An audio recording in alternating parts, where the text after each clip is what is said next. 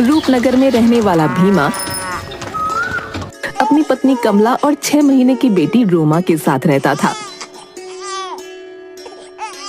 वो रोज नदी से मछलियां पकड़कर लाता और उन्हें बाजार में बेचकर अपने परिवार का भरण पोषण करता था। एक दिन भीमा अपनी पत्नी से बोला, अब आज थोड़ी तबीयत ठीक नहीं लग रही है।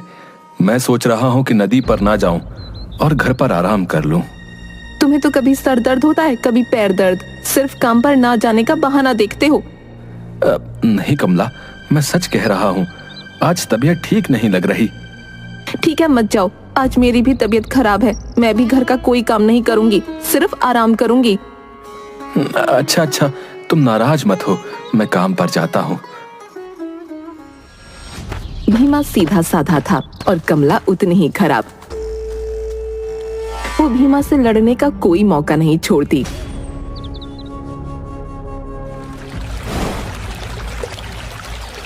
भीमा नदी के तट पर मछलियों के लिए जाल डालकर बैठा था और खुद से बातें कर रहा था। ना जाने कमला कब सुधरेगी। वो कभी मेरी तकलीफ नहीं समझती। उसे तो सिर्फ पैसा चाहिए। जिस दिन मैं नहीं रहूंगा उस दिन उसे समझ आएगा। लगता है जाल में मछलियां आ गई हैं। चलो इन्हें निकालता हूं और बाजार में बेचकर पैसे ले जाकर कमला को देता हूं, नहीं तो वो मुझे जीने नहीं देगी। भीमा जाल से मछलियां निकाल ही रहा होता है कि उसकी नजर नदी में बहती हुई एक टोकरी पर पड़ती है जिसमें एक बच्चा होता है।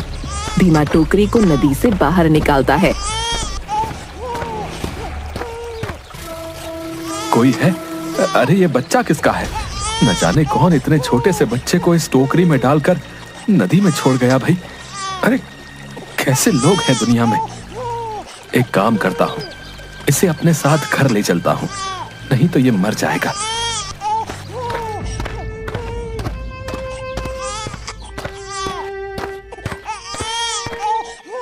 कमला कहाँ हो? देखो मैं क्या लाया हूँ। इतना शोर क्यों मचा रखा है? आज तुमने नदी से घर आने में देर कर दी। कब बाजार जाओगे? कैसे पैसे लेकर आओगे? तुम्हें तो सिर्फ पैसों की ही पड़ी रहती है। ये देखो, आज नदी में किसी ने इस छोटे से बच्चे को एक टोकरी में डालकर छोड़ दिया था। जिसका बच्चा है, अगर उसने छोड़ दिया तो तुम इसे क्यों ले आए? तुम कैसी बातें कर रही हो? अगर मैं इसे घर नहीं लाता तो क्या वहां नदी में मछलियों का चारा बनने के लिए छोड़ देता है? इस बच्चे को मछली खाए या शेर खाए, मुझे क्या करना है? इस मुसीबत को मैं ना रखूंगी अपने घर में। बहुत हो गया कमला, मैंने आज तक तुम्हारी हर बात मानी है और अब तुम मेरी एक बात ध्यान से सुनो। ये बच्चा इस घर में ही रहेगा और रोमा के साथ हम इसे भी पालेंगे। इस बारे में मुझे कोई बात नहीं करनी है। कमला ने भीमा को पहली बार इस तरह गुस्से में बात करते देखा था, इसलिए उसने कुछ नहीं कहा और बच्चे को रखने के लिए तैयार हो गई। भीमा ने बड़े प्यार से उस बच्चे का नाम सोमा रखा। धीरे धीरे समय के साथ रोमा और सोमा दोनों बड़े होने लगे। एक दिन, पिताजी, क्या मैं भी आपके साथ नदी पर मछलियां पकड़ने चल सकती हूँ? क्यों बेटा, तुम्हें मछलियां पकड़ना सीखना है? जी पिताजी, मैं भी आपकी तरह एक मछुआरा बनना चाहती हूँ। बेटा, अभी तुम छोटी हो। अभी तुम अपनी बहन रोमा के साथ खेलो। जब बड़ी हो जाना तब चलना। अगर जाना चाहती है तो आप ले क्यों नहीं जाते? अच्छा ही है, पिता का काम सीख लेगी तो आपका काम हल्का हो जाएगा। मुझे रोमा और सोमा दोनों को जो कुछ भी सिखाना होगा मैं खुद सिखा लूंगा। तुम्हें मुझे बताने की जरूरत नहीं है। मैं तो इसलिए कह रही थी कि अगर उसका मन है तो सिखा दो ना, लेकिन जैसा तुम्हें ठीक लगे। कमला सोमा को बिल्कुल पसंद नहीं करती थी, लेकिन भीमा की वजह से वो मजबूर थी। रोमा का स्वभाव उसकी माँ कमला की तरह था, जबकि सोमा स्वभाव में बिल्कुल भीमा जैसी थी, नेक दिल और दयावान। एक दिन अचानक भीमा की मृत्यु हो जाती है। रोमा और सोमा बहुत दुखी होते हैं। बेटा रोमा, तू रो मत, ये तो नियति है, हम इसे बदल नहीं सकते। तुम्हारे पिता का साथ बस इतना ही लिखा था, तुम्हें हिम्मत रखनी होगी। हाँ माँ, लेकिन अब हम कैसे रहेंगे? हमारा घर कैसे चलेगा? पिताजी ही तो अकेले काम करने वाले थे। तू फिक्र मत कर, ये सोमा है ना, इसने तुम्हारे पिता से मछलियाँ पकड़ना सीखा था। अब से ये जाएगी मछलियाँ पकड़ने। हाँ माँ, मैं जाऊंगी पिताजी की जगह मछलियाँ पकड़ने, आप फिक्र मत कीजिए। बस बस, ज्यादा प्यार दिखाने की जरूरत नहीं है, तू ही जाएगी और कौन जाएगा। उस दिन से सोमा के तो जैसे दिन ही बदल गए। कमला उससे घर का सारा काम करवाती, मछली पकड़ने और घर के लिए पानी लेने नदी पर भेजती, लेकिन उसे हमेशा खाना बहुत थोड़ा सा देती। एक दिन नदी पर पानी भरने गई सोमा वहां बैठकर रो रही थी। पिताजी, आप मुझे छोड़कर क्यों चले गए? मुझे आपकी बहुत याद आती है। आपके सिवा कोई मुझसे प्यार नहीं करता। माँ तो मुझे ठीक से खाना भी नहीं देती। मैं क्या करूँ पिताजी? आप मुझे कोई रास्ता बताइए। लेकिन उसे कोई जवाब नहीं मिलता। वो घर आ जाती है। आ गई महारानी, नदी से पानी भरकर लाने में इतना वक्त लगता है क्या? माँ, पानी भरकर मटके भारी होते हैं, इसलिए मैं धीरे धीरे चलकर आती हूँ ताकि पानी गिर ना जाए। बस कर अपने बहाने, काम धाम ठीक से करती नहीं, खाना इतना खाती है। माँ, खाना तो आप मुझे आधा पेट देती हैं। जवाब देती है मुझे? रुक जा, तेरी अच्छे से मरम्मत करती हूँ, तब तेरा दिमाग सही होगा। और रोमा ये सब देखकर बड़ी खुश होती है। रोज सोमा नदी किनारे बैठकर पिता को याद करती और खूब रोती। एक दिन वो नदी किनारे बैठकर रो रही थी, तभी एक बूढ़ी औरत आती है। बेटा, क्या मुझे थोड़ा पानी पिलाओगी? हाँ अम्मा, जरूर पिलाऊंगी। आप पहले आराम से बैठ जाइए, मैं अपने घड़े से आपको पानी पिला देती हूँ। सोमा बूढ़ी औरत को उसकी इच्छा अनुसार पानी पिलाती है। तुम बहुत नेक दिल हो बेटी, तुमने मुझे पानी पिलाया, इसके बदले में मैं तुम्हें कुछ देना चाहती हूँ। मुझे कुछ नहीं चाहिए अम्मा। क्या तुम्हें किसी चीज की इच्छा नहीं? नहीं, मेरे पिताजी ने मुझे सिखाया था कि किसी की मदद बिना किसी लालच से करनी चाहिए। बूढ़ी औरत अपने दोनों हाथ जोड़ती है और वो एक परी बन जाती है। आप कौन हैं और ये आपने कैसे किया? सोमा, मैं इच्छा परी हूँ और मैं अपनी इच्छा से कोई भी रूप ले सकती हूँ। इच्छा परी? लेकिन आप मेरा नाम कैसे जानती हैं? सोमा, मुझे सब कुछ पता है। तुम रोज यहाँ बैठकर अपने पिता को याद करती हो और रोती हो, मैं सब जानती हूँ। मैं तुम्हें एक वरदान देती हूँ, आज के बाद तुम जब भी रोगी तब तुम्हारी आंखों से आंसू की जगह हीरे जवाहरात गिरेंगे। लेकिन मैं उन हीरे जवाहरातों का क्या करूंगी? तो तुम्हें क्या चाहिए? मुझे कुछ नहीं चाहिए। ठीक है, मैं तुम्हें एक और वरदान देती हूँ। तुम्हारी आवाज कोयल जैसी सुरीली हो जाए, तुम्हारा गाना सुनकर इंसान अपने दुखों को भूल जाएगा। इतना कहकर परी गायब हो जाती है और सोमा पूरे रास्ते वो गाना गाती हुई अपने घर वापस आती है। उसे गाना गाना बहुत पसंद था और अब तो उसकी आवाज इतनी सुरीली हो चुकी थी कि वो खुद का ही गाना सुनकर खुश हो रही थी। घर आकर, आ गई महारानी, कहाँ लगा दी इतनी देर? माँ, आज नदी पर मुझे एक परी मिली थी। क्या बकवास कर रही है? भला परियां होती हैं? हाँ माँ, परियां होती हैं। अपनी बकवास बंद कर, घर का काम देख, घर कैसे गंदा पड़ा है। सोमा बर्तन साफ कर ही रही होती है कि उसके हाथ से एक कांच का बर्तन गिरकर टूट जाता है। कमला सोमा को 2 थप्पड़ लगाती है।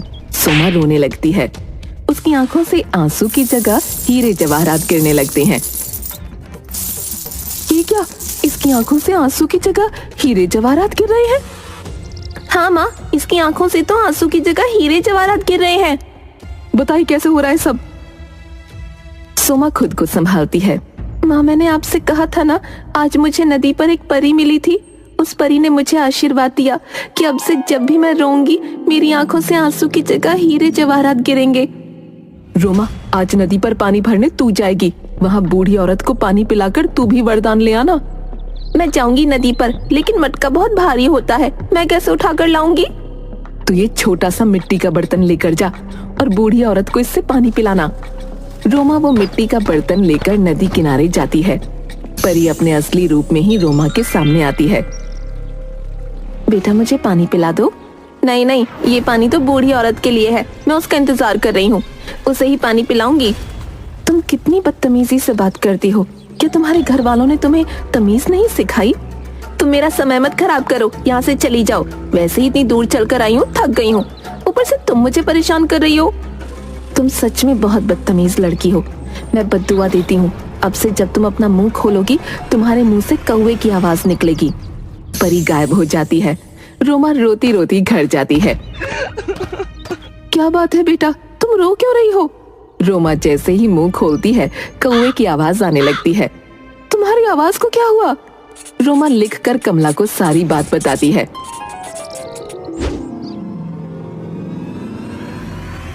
ये सब इस सोमा की वजह से हुआ है। इसने हमें पूरी बात नहीं बताई होगी। ये जानबूझकर ऐसा करती है। नहीं माँ, मैंने सब कुछ सच सच बताया था। कमला सोमा को मारकर घर से बाहर कर देती है। मैं क्या करूं? माँ को हमेशा मेरी ही बात गलत लगती है। भला मैं क्यों अपनी बहन का बुरा चाहूंगी? सोमा घर के बाहर पेड़ के नीचे लेट जाती है। थोड़ी देर बाद गाना गाने लगती है। परी के वरदान से वो अपना सारा दुख भूल जाती है। तभी वहां से रूपनगर का राजकुमार गुजर रहा होता है। वो सोमा की आवाज सुनकर आता है। उधर सोमा का गाना सुनकर कमला भी घर का दरवाजा खोल देती है और सोमा को घर के अंदर ले लेती है। घर में कोई है क्या? हाँ, किससे मिलना है? कौन हो तुम? मैं इस नगर का राजकुमार हूँ और यहाँ पर एक सुरीले गाने की आवाज सुनकर आया हूँ। वो गाना कौन गा रहा था? कमला अंदर आती है और रोमा को बाहर ले जाकर राजकुमार के सामने खड़ा कर देती है। राजकुमार, ये मेरी बेटी रोमा है, यही गाना गा रही थी। आपकी आवाज बहुत सुरीली है। आप बहुत अच्छा गाना गाती हैं। आपकी जादुई आवाज सुनकर मैं अपने सारे दुख भूल गया। क्या आप मुझसे विवाह करेंगी? कमला रोमा को चुप रहने का इशारा करती है। जरूर करेगी राजकुमार जी। इसके तो भाग्य खुल गए जो आप स्वयं विवाह का प्रस्ताव लेकर आए हैं। राजकुमार और रोमा के विवाह की तैयारियां शुरू हो जाती हैं। विवाह वाले दिन राज दरबार में सब विवाह के लिए उपस्थित थे। तभी मंत्री जी बोले, महाराज, आज बड़ा ही खुशी का दिन है। हमारे राजकुमार का विवाह हो रहा है और इस विवाह में शामिल होने के लिए दूर देश के राजा रानियां और हमारी प्रजा आई हुई है। अगर आपको उचित लगे तो मैं अपनी प्रजा की तरफ से एक अनुरोध करना चाहता हूं। बताइए मंत्री जी, आप क्या कहना चाहते हैं? महाराज, हमारी प्रजा चाहती है कि राजकुमार अपनी होने वाली राजकुमारी के जिस गुण के कायल हैं, उसकी एक झलक उन्हें भी मिले। जरूर मंत्री जी, आप सब एक बार रोमा की सुरीली आवाज सुन लेंगे तो अपने सारे दुख भूल जाएंगे। ये सब बातें सुनकर कमला और रोमा दोनों परेशान हो जाती हैं, क्योंकि इतने दिनों से जब भी राजकुमार रोमा से गाना गाने को कहता तो रोमा सिर्फ अपना मुंह चलाती और कमला सोमा से गाना गवाती थी। रोमा गाना घूम घूम कर गाती, जिसके कारण राजकुमार को कभी उस पर शक नहीं हुआ। पर आज उसकी पोल खुलने वाली थी। महाराज, इतने बड़े राज्य के राजकुमार की होने वाली पत्नी अपनी प्रजा के सामने गाना गाए, क्या ये उचित लगता है आपको? बिल्कुल उचित है। हम अपनी प्रजा को हमेशा अपने परिवार की भांति मानते हैं और अगर हमारी होने वाली वधू अपने परिवार के सामने अपने गुण को प्रस्तुत करेगी तो इसमें कोई शर्म की बात नहीं है। रोमा चुप थी। तभी, महाराज, प्राणों के लिए जीवन दान मांगता हूँ, लेकिन ये लड़की और इसकी माँ दोनों ही झूठे हैं। ये कभी किसी के सामने गाना नहीं गाएगी। मंत्री जी, आप क्या कहना चाहते हैं? महाराज, जब राजकुमार ने हमें इस लड़की के बारे में बताया तो मेरे मन में भी इस बात को परखने की उत्सुकता हुई कि क्या सच में किसी की आवाज में इतना जादू हो सकता है कि उसकी आवाज सुनने मात्र से हम अपना दुख भूल जाएं। बस अपनी यही उत्सुकता शांत करने के लिए मैं इस लड़की के घर गया, परंतु मैंने वहां जो देखा वो देखकर तो मेरे होश ही उड़ गए। आपने क्या देखा मंत्री जी? महाराज, ये लड़की तो बोलती भी कौवे जैसा है। इसकी आवाज कौवे जैसी है। मंत्री जी, ये आप क्या कह रहे हैं? मैंने खुद रोमा की आवाज सुनी है और एक बार नहीं कई बार सुनी है। ये बहुत सुरीला गाती है।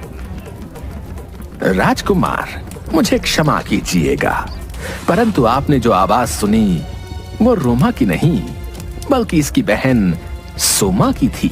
मैं सच कह रहा हूँ, रोमा तो कौवे की आवाज में बोलती है। महाराज रोमा को बोलने का आदेश देते हैं। बेचारी रोमा महाराज के डर से अपना मुंह खोलती है और जैसे ही मुंह खोलती है कौवे की आवाज आने लगती है। सभा में सभी लोग अपने कानों पर हाथ रख लेते हैं। इस लड़की को गिरफ्तार कर लो और इसे कैद खाने में डाल दो। इसने न सिर्फ हमारे राजकुमार को धोखा दिया बल्कि हम सबको भी अंधेरे में रखा। महाराज, मैं आपके हाथ जोड़ती हूँ, भगवान के लिए मेरी बहन को माफ कर दीजिए और इसे कैद खाने में मत डलवाइए। ये सब मेरी गलती है। तुम्हारी गलती कैसे है? अगर मैं गाना नहीं गाती तो राजकुमार को ये धोखा कभी नहीं होता। इसलिए अगर आपको सजा देनी है तो मुझे दीजिए, पर मेरी बहन को छोड़ दीजिए।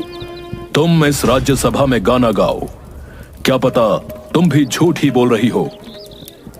सोमा गाना गाना शुरू करती है और थोड़ी देर में महाराज, राजकुमार और साथ साथ वहाँ उपस्थित सारे लोग अपना सारा गुस्सा और तकलीफ भूल जाते हैं।